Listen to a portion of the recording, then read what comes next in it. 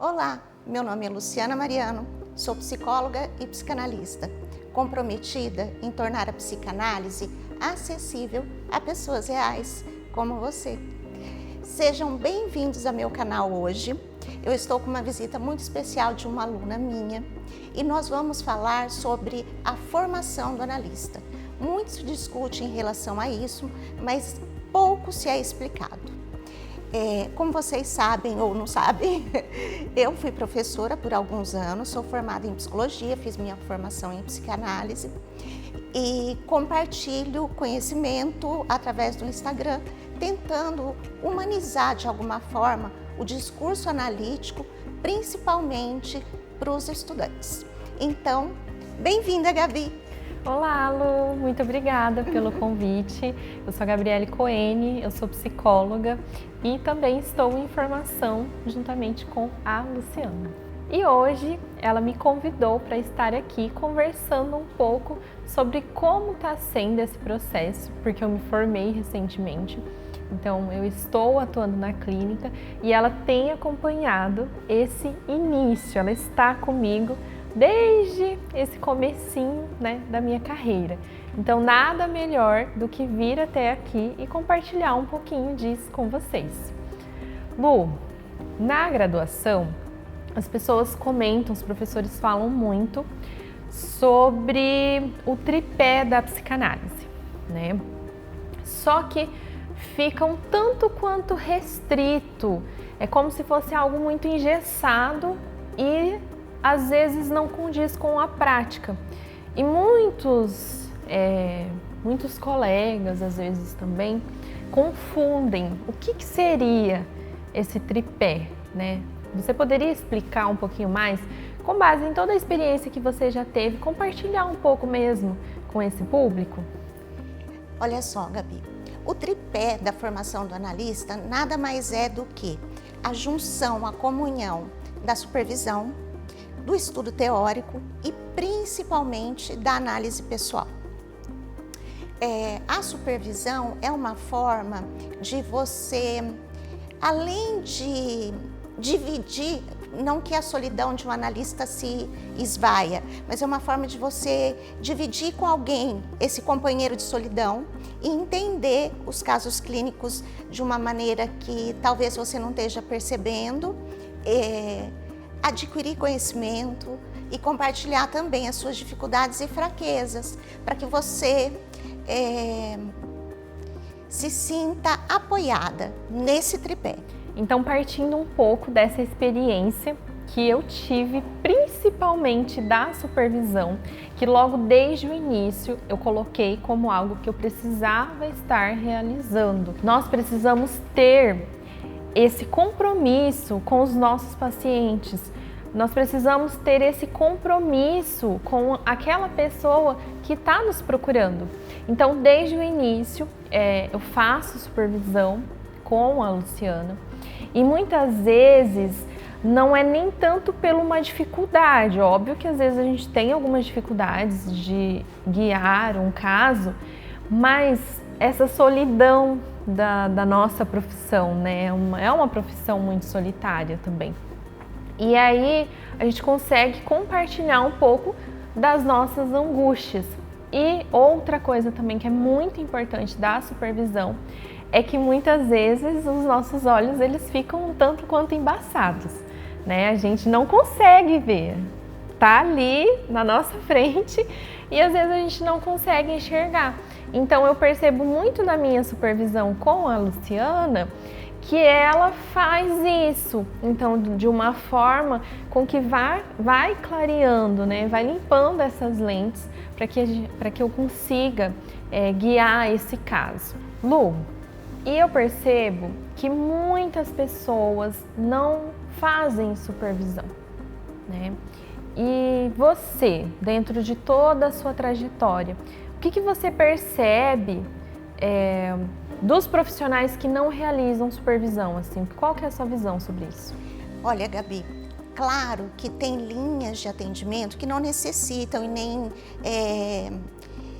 colocam isso como uma coisa que seja essencial e se você não fizer, você não é um psicólogo, né? Se você se diz analista e você nem faz supervisão, então nem analista você é. Eu acho irresponsabilidade para com a sua formação, porque para além de tudo, a formação em psicanálise é uma questão ética. E se a pessoa não consegue cumprir as coisas básicas da formação, fica difícil. E você, Lu, como que foi esse período assim de supervisão na sua vida, né? Durante seus atendimentos e tudo mais? Me conta um pouquinho, que eu fiquei curiosa. Ai, Gabi, eu sempre fiz supervisão. Obviamente, não todos os casos, mas eu escolhia alguns casos para ser supervisionado. E você sabe que eu fazia análise com a Marianita, que faleceu há pouco. E lá, com a Marianita, além da supervisão individual, eu participava da supervisão em grupo e para mim foi um período riquíssimo, assim. Eu aprendi muita coisa, porque assim, às vezes a gente fica limitado e como você disse há pouco da solidão da nossa profissão, a gente fica limitado aos nossos casos e de repente você escutar e entender a escuta de uma outra pessoa é muito diferente. Com certeza, eu já participei de grupo de supervisão.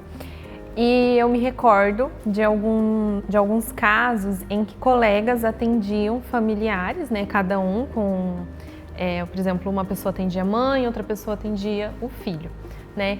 E aí nós, enquanto ouvintes, escutávamos os dois lados da história. Eles, enquanto um estava supervisionando, o outro saía, e quando esse outro vinha supervisionar, saía, porque tem a questão de que não pode conflitar as informações, né? Um não pode escutar o caso do outro. Mas para nós que estávamos vendo os dois lados, é muito interessante. É muito bom, é válido demais estar em um grupo de supervisão. Porque talvez você não tenha especificamente um caso seu, tudo mais para discutir, mas você consegue visualizar através do caso da outra pessoa. Então isso é riquíssimo, riquíssimo demais. Então uma dica que eu coloco, faça supervisão em grupo, é muito, muito bom mesmo. Para além da supervisão, é necessário também que você estude, que tenha um estudo teórico. E eu percebo, eu não sei se você sente isso, mas eu percebo que as pessoas têm muita dificuldade em, assim, eu tenho que estudar, tem milhões de livros, milhões de autores, tem Freud inteiro, Lacan inteiro, eu vou estudar o quê? Como que eu começo isso? Você sente isso? No início, principalmente da minha prática, eu ficava muito confusa. Por onde iniciar, por qual texto do Freud, qual que é o mais importante. Só que dentro das supervisões, e aí por isso que é um tripé, porque isso se entrelaça, é algo que a gente deve realizar em conjunto. Então, durante as minhas supervisões com a Luciana, ela ia me orientando no sentido de que, Gabi, para esse caso, seria interessante você ler esse texto. Para esse, já seria interessante você ler esse autor. Até mesmo para a construção, às vezes nós precisamos construir alguns documentos, né, para entregar. Então, até mesmo essa teoria precisa estar muito bem embasada. Porque quando um profissional pega esse documento e tem um referencial teórico muito bem embasado, muito bem escrito, então é como se você também estivesse se colocando como um profissional bom, né, e se destacando dentro das inúmeras possibilidades. Com relação ao seminário, também foi muito importante para mim, para o meu estudo teórico. Né? Você quer falar um pouquinho mais sobre o seminário, Lu? Acho que seria legal.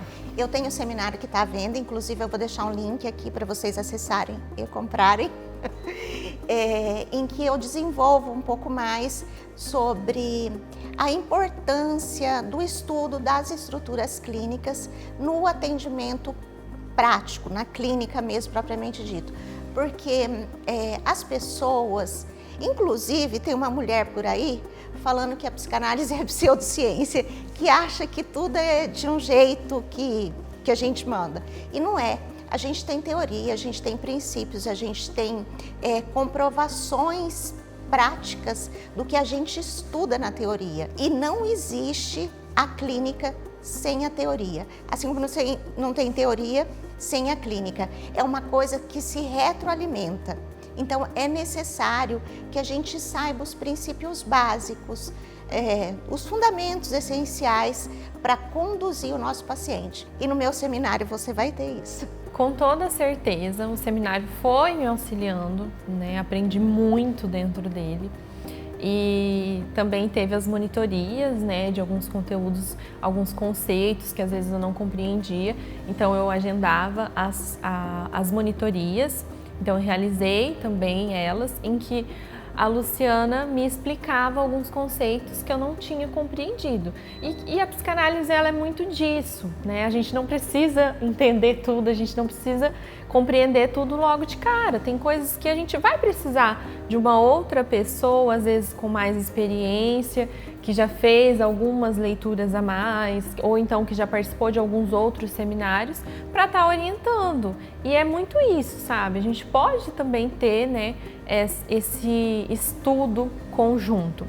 E uma coisa, Lu, que eu tenho visto muito por aí, é alguns profissionais vendendo uma formação, né, de psicanalista. Chega a dar arrepios isso, essa situação.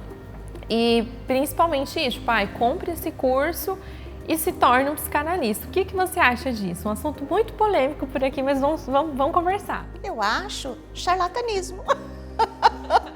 É isso que é. Porque a formação em psicanálise não exige que você tenha feito a faculdade de psicologia, mas isso envolve anos de análise, anos de estudo teórico, anos de acompanhamento para que a pessoa se autorize analista. Não existe um curso, não existe uma escola, não existe um local, um MEC que vai dizer assim, você é psicanalista. Porque se você não tiver o seu saber alicerçado no tripé de formação, então você não é analista. E não adianta lutar contra isso. Você estava falando da supervisão e do fato do estudo teórico terem coisas que você só entende a posteriori. A psicanálise é muito disso. Esse a posteriori também se deve à sua análise pessoal, porque sempre que a nossa análise avança, a nossa leitura das coisas mudam. Aí tem vezes que você volta e lê e pensa, puxa, eu não tinha entendido isso antes. Então, assim, as coisas têm que caminhar juntas. Com toda certeza. E eu tenho um exemplo, assim, um tanto quanto engraçado sobre a minha experiência, a minha análise mesmo, um exemplo pessoal. Em uma determinada idade da minha vida, eu estava fazendo análise, ainda não cursava o curso de psicologia, mas aí então eu tinha alguns conflitos, principalmente com a minha mãe, com a figura materna, como sempre, né? Todas as mulheres. E aí então, isso era um tema recorrente na minha análise naquele período. Só que dentro desse processo que eu realizei, né, tanto que quando eu entrei na graduação ainda estava, né, na análise, isso foi se organizando na minha vida, na minha experiência, essa questão materna. E hoje, na minha prática, né, na clínica, eu recebo muito, né, esses conflitos maternos, esses conflitos entre mãe e filha, né, principalmente essas relações. E o que acontece? Se eu não tivesse feito a análise, pode ser que em muitos momentos eu me implicasse ali naquela situação. Eu poderia me colocar naquela situação e é algo que não é o correto, porque aquilo lá é o espaço do paciente. Ou então, a minha escuta ser muito pautada naquilo que eu vivenciei, né? Então, por isso que é muito importante a análise pessoal, para que você consiga entender o que é seu e o que é do outro, em como você consegue, né, trabalhar com essa demanda do outro sem que o seu interfira nisso. Eu tenho uma paciente que eu iniciei, foi minha primeira paciente enquanto profissional e ela está comigo até hoje. Por quê? Porque a supervisão me proporcionou uma escuta qualificada eu consigo sustentar essa escuta ao longo do tempo. E o que acontece? Eu tenho uma segurança no atendimento. Eu tenho uma segurança quando chega uma demanda, eu sinto que eu vou dar conta, então eu recebo essas pessoas, eu acolho elas e elas se sentem acolhidas. E uma coisa também que eu tenho percebido muito é que alguns colegas do mesmo período de formação que o meu, eles não conseguem manter esses pacientes ao longo do tempo, pois realmente tem essa dificuldade. E o meu caso em específico, eu estou tendo muito sucesso dentro da minha clínica justamente por isso, porque tem se mantido, as pessoas têm falado, então a minha escuta tem sido qualificada, eu consigo ter um retorno para essas pessoas e com certeza é pelo estudo teórico, é pela supervisão e é pela análise pessoal. Meu amor! Obrigada, Gabi, você é um anjo. Obrigada por você ser sempre tão receptiva, carinhosa. É muito bom trabalhar com você. Ai, muito obrigada, Lu. Agradeço a oportunidade de estar vindo aqui, conversando um pouquinho com vocês. Adorei o bate-papo. E é isso, muito obrigada. E até mais, até um próximo momento, né? Porque tudo que é bom, uma hora acaba. Mas semana que vem eu volto aqui com mais informações para vocês. E se vocês quiserem saber mais sobre o meu conteúdo, eu tenho o link dos meus e-books aqui, tem o link para inscrição no seminário. Vocês podem me seguir no Instagram, no TikTok, no Threads, onde vocês quiserem. Eu vou deixar os links aqui. E até a próxima. Até semana que vem.